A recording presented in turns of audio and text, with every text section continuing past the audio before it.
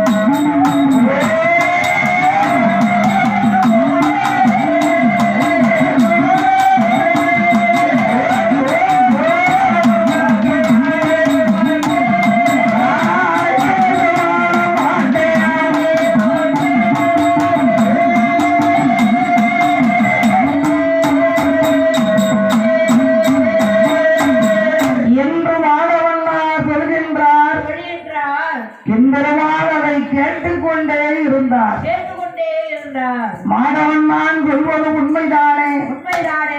உளவாயம் ஊழியலாம், ஊர்வாயம் ஊழ முடியாதல்லவா? சரி, அவன் கேட்டால் பரவாயில்லை என்று ராமன் பஞ்சயாத்து முடிந்து அயோத்தி அரண்மனைக்கு திரும்பிக் கொண்டிருந்தார். அந்த குடியெடுத்த வெண்டாள கைகேசி சீதை அம்மாளை படமாக எழுதச் சொன்னார். அந்த 10 தல ராவணனை படமாக சீதை எழுதுகிறார்கள். தேசவளம் பார்க்க போன ராமன் ஆறார். ராமனை கண்டு பயர்ந்த சீதை அம்மாள் அந்த அழகான படத்தை ஐயா அமர்ந்திருக்கும் ஆசனத்திலே ஒழித்து வைத்தார்கள். ராமன் வந்து பார்த்தார். ஆசனம் துடித்தது. அதை எடுத்து பார்த்தார். ராவணன் படத்தை கண்டார். அன்னாருடைய வகையிலே ஈரங்கொல்லி வண்ணா நம்மளை எழுச்சியாக பேசினான். அதே போல சீதையும் படத்தை வரைந்திருக்காளே.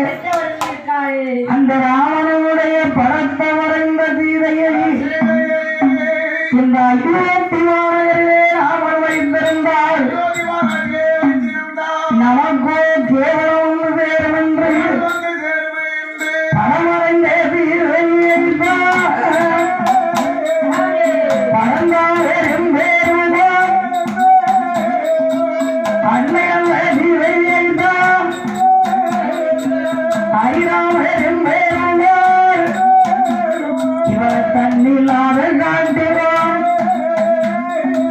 சாலையே வந்தவையாலும் இவர உயிரோடு தம்மானம் உலகத்திற்கு கேடுவாரும் இவர் கொல்லாமல் தம்மா